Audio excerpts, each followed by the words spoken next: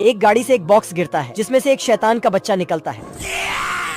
इधर चिंटू न्यूज़पेपर में उसी शैतान की खबर पढ़ रहा था। ऐसी क्या चीज है जो बच्चों को डरा रही है? हमें शेर को डरा के दिखा। तभी सब चीजों का चमत्कार करते हुए शैतान वहाँ आ जाता है। ये क्या है?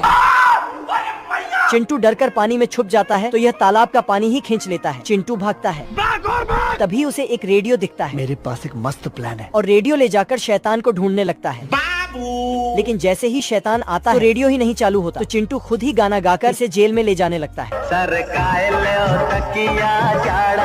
शैतान को जेल में बंद करने के कारण इसे 7 करोड़ रुपया मिलता है। अभी एक नोट शैतान के पास जाता है तो चिंटू एक नोट के लिए शैतान को ही पीट देता है। बाप को भेज।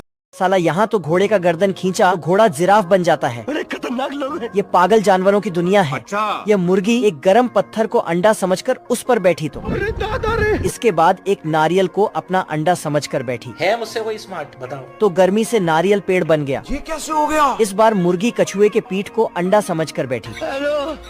बेचारा अंदर कछुआ को पसीना आने लगा और इस बेचारी गाय को बैल ने दूध बढ़ाने वाला इंजेक्शन लगा दिया। अब यह अनलिमिटेड दूध दे रही है। बाप रे। अरे दादा रे। चूहा खली का चूसना चूस के बाहुबली बन गया होता है। इसे देखकर कलुआ समाधि ले लेता है। बाल बाल बच गया रे देवा। इधर ये बिल्ला चूहे के चेले को परेशान कर रहा होता है। अभी बता दे भाई, अभी बता दे। ये देख बाहुबली चूहा बिल्ले का सिस्टम उड़ा देता है। क्या रे भिख मंगिया, क्या देख रहे हैं? तभी बिल्ला भी उससे बदला लेने के लिए डोला 16 फुलाने लगता है और आकर इस चूहे को एक पंच धर देता है। ये देख चूहा बिल्ले को एक ही मुट्ठी में छुट्टी पे भेज देता है। गया। तभी बिल्ला ऊपर से गोला गिराकर लोलापुर भेज देता है। ये क्या हो गया? अब तू गया बेटा। पर चूहा कुछ ही देर में उधार चुकाने आ जाता है। जा पूछ क्या?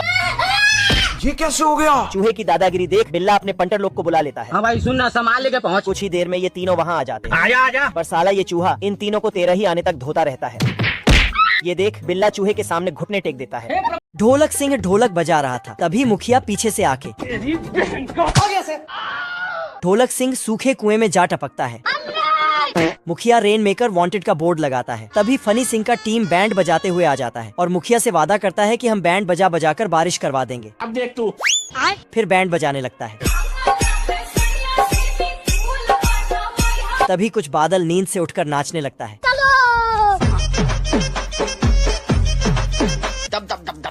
फिर साला उल्टा बादल को ही बिजली लगता है जिससे बहुत तेजी से बारिश होने लगता है।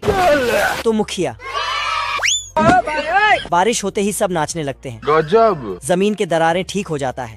कद्दू तो अपने असली रूप में आ जाता है। कैक्टस भी ठीक हो जाता है और सेब तो तुरंत बड़ा हो जाता है और आखिरकार कंकाल को भी पानी मिल जाता है। बारिश में भी फनी सिंह और उसका टीम बैंड बजाने में लगा है।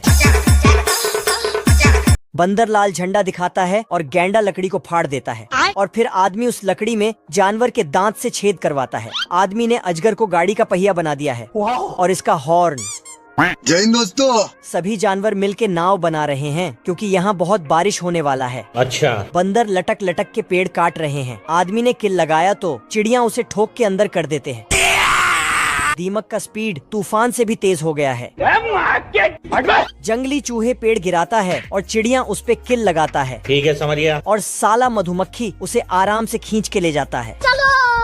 औरतें फल उठा के फेंकती हैं और हेजहॉग अपने कांटे में फंसा के नाव में रखती हैं। इधर ये मैडम कपड़े धोने में व्यस्त हैं। मैंने कुछ नहीं किया। सूरज ने देखा बतख दूरबीन लगाकर छोटे बतख को देखता है। साला छोटे बतख लोग तो सिगार खरीद कर आ रहा था। साले को छोड़ूंगा नहीं। तो बतख उनके आने से पहले उसके घर में जाके छिप जाता है। छोटे बतख लोग आते हैं और सिगार खोल के आज तो मजा आने वाला है। तभी साला बड़ा बतख इसके मुंह में सिगार ठुस कर लाइटर सटा देता है। तुम्हें शर्म है कुछ? नहीं। और इन दोनों के मुंह में भी भर देता है। बीड़ी। सबका हाल बेहाल हो जाता है। लेकिन साला बतख सारा सिगार एक ही बार में तो सबके सब। तभी बतख को एक चिट्ठी मिलता है जिसमें लिखा था ये सिगार बतख चाचा के लिए है, मतलब इसके लिए ही खरीदा था। तभी बतख को होश आया कि मुझसे भारी मिस्टेक हो गया सर। फिर तो बतख बहुत छोटा हो जाता है। मुर्गा पाइप वाइप जोड़कर उसमें एक पटाखा भरकर फूंक मारता है जो कुत्ते के पास जाके गिरता है। फिर पटाखा में आग सटाने जाता है। तभी कुत्ता इधर से पाइप में आग रख के फूंक देता है तो पटाखा के साथ मुर्गा भी। इस बार घर छोड़ देना है, इज्जत नहीं है भाई। कुत्ता चुपके से तरबूज उठाकर लाता है और फिर जाके सो जाता है। तभी साला मुर्गा पीछे से आता है और कुत्ते को, फिर मुर्गा वहाँ से भाग जाता है तो कुत्ता उसके पीछे। तभी मुर्गा आके, चुप कर बे कुत्ते। 40 साल बाद मुर्गा और कुत्ता अपने जवानी के किस्से सुना रहे थे। तू मेरा वो दोस्त है मेरे भाई। तभी बाहर इनके बच्चे सब झगड़ने लगते हैं। बड़ा मुर्गा और बड़ा कुत्ता की तरह ही ये दोनों आपस में झगड़ते हैं और उसी की तरह ही। चुप कर बे कुत्ते।